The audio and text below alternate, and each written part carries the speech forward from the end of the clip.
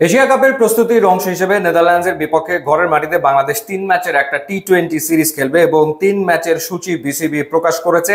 প্রথম ম্যাচটা হবে 30 অগস্ট, এরপরে দ্বিতীয় টি-20 1 তারিখে এবং তৃতীয় টি-20 হবে সেপ্টেম্বরের 3 তারিখে এবং 3টা ম্যাচই হবে সিলেটে। এরপর বাংলাদেশ চলে যাবে সংযুক্ত আরব আমিরাতে এশিয়া কাপে খেলতে। তো নেদারল্যান্ডসের বিপক্ষে এই টি-20 সিরিজ এবং এশিয়া কাপকে সামনে রেখে 25 জনের প্রাথমিক দল ঘোষণা করেছে বিসিবি, কাউকে বাদ দেয়নি, মানে কাউকেই আসলে বাদ দেওয়া হয়নি। ইন্টারেস্টিং ব্যাপার হচ্ছে যে এখনো নাইম শেখকে নিয়ে নির্বাচকরা আশাবাদী, নাজমুল শান্তকে নিয়েও তারা ইতিবাচক, স্কোয়াডে মেহেদী হাসান মিরাজও রয়েছেন। সো আপনাদের যদি ওভারঅল লিস্টটা জানাই, লিটন দাস অধিনায়ক, তানজিদ হাসান তামিম, নাইম শেখ, পারভেজ হোসেন ইমন, সৌম্য সরকার তিনি আবারও ফিরেছেন স্কোয়াডে, তাওহিদ হৃদয়, মেহেদী হাসান মিরাজ, শেখ মেহেদী, জাকের আলী অনিক, শামীম পাটোয়ারি, নাজমুল হোসেন শান্ত, রিশাদ হোসেন, তানভীর ইসলাম, নাসুম আহমেদ, দুজন লেফট আর্ম স্পিনারকে রাখা হয়েছে। আর পেসার রাখা হয়েছে কতজন? হাসান মাহমুদ, তাসকিন আহমেদ, তানজিম সাকিব, সাইফুদ্দিন, নাহিদ রানা, মুস্তাফিজুর রহমান, শরীফুল ইসলাম, খালেদ আহমেদ, তাকেও রাখা হচ্ছে। খালেদ আহমেদ গ্লোবাল সুপার লিগে পরপর 2 ম্যাচে 8 উইকেট নিয়েছিলেন, মানে 4 উইকেট করে নিয়েছিলেন এবং তিনি ইদানিংকালে আসলে হোয়াইট বলে দুর্দান্ত বোলিং করছেন, সুতরাং ভাবাই হচ্ছিল যে তিনি হয়তো ডাক পাবেন।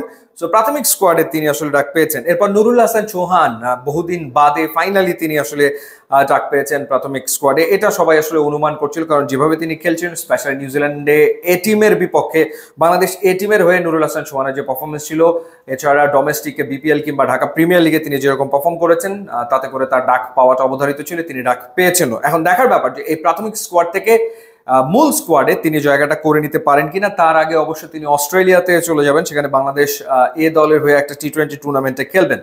মাহিদুল অঙ্কনকেও বিবেচনা করা হয়েছে এবং সাইফ হাসান, যিনি রংপুর রাইডার্সের হয়ে গ্লোবাল সুপার লিগে খেলেছেন, তাকেও বিবেচনা করা হয়েছে। সো ওভারঅল কাউকে আসলে এই স্কোয়াড থেকে বাদ দেওয়া হয়নি, সবাইকে নিয়েই।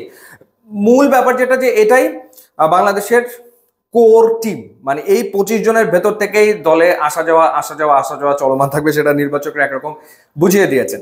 তো এখন দেখার ব্যাপার হচ্ছে যে এই টিমের ভেতরে যেমন সাইফ হাসান, এরপর নুরুল হাসান চৌহান, তারপর মাহিদুল অঙ্কন, তারা অস্ট্রেলিয়াতে যে ওখানে একটা টুর্নামেন্টে খেলবেন, সেইখানে তারা কেমন পারফর্ম করেন নির্বাচকরা সেটা দেখবেন। পাশাপাশি নেদারল্যান্ডসের বিপক্ষে 3 ম্যাচে টি-20 সিরিজে সেখানেও ঘুরিয়ে ফিরিয়ে মোটামুটি অনেককেই সুযোগ দিয়ে দেখা হবে যে কে কেমন পারফর্ম করছেন।